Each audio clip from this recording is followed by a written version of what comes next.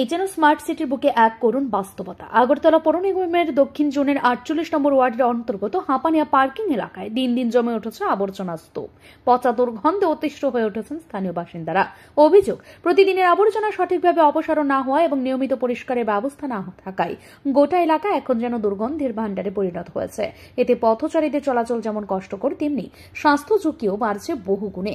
বাসিন্দাদের দাবি, এই সমস্যা নিয়ে ওয়ার্ড কাউন্সিলর সবিতা করকে একাধিকবার জানানো হলেও কার্যকর কোনো পদক্ষেপ নেওয়া হয়নি। উল্টে অভিযোগ উঠেছে, জনপ্রতিনিধি নাকি এই সমস্যার প্রতি সম্পূর্ণ উদাসীন। না হলেও তো তারা মানে না, দুনিয়ার তার আরেকবার আমি 2500 টাকা দিয়া করছে 2টা নৌকা দিব, এও কিছুই দেয় না।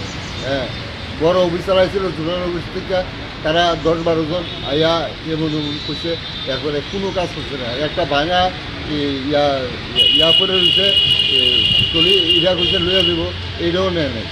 হ্যাঁ, 2টা নৌকা দিব, এডিও করেন।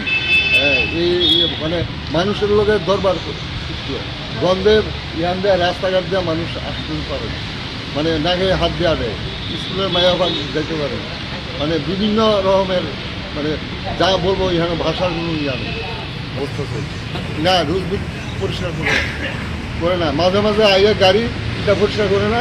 ওই একটা ভাঙা টলি আছে, এইটার থেকে লইয়া দেখা তারা 2টা নৌকা দিব গেছে, এও দেয় না। হ্যাঁ, বড় অফিসার এসেছিল, তারা কিন্তু 2টা নৌকা দিব, আজ 2 মাস হয়ে গেছে। 2টা নৌকা দিলে এখানে কোনো সমস্যা থাকে না। বিশাল এলাকার বিশাল পাড়া এটা। হ্যাঁ, মাছের চাইটা বেড়ে না হওয়া, এখানে দুর্গন্ধ, এখানে মানে মানে রাস্তা দিয়ে আসা যাওয়া করার মতো। একদিকে রাজ্য জুড়ে স্মার্ট সিটি প্রকল্প বাস্তবায়নে জোর প্রচেষ্টা, অন্যদিকে হাঁপানিয়ায় এই অস্বাস্থ্যকর চিত্র প্রশ্ন তুলছে পৌর পরিষেবার মান ও জনপ্রতিনিধিদের দায়িত্ববোধ নিয়ে। ব্যুরো রিপোর্ট, ঋদ্ধি নেটওয়ার্ক।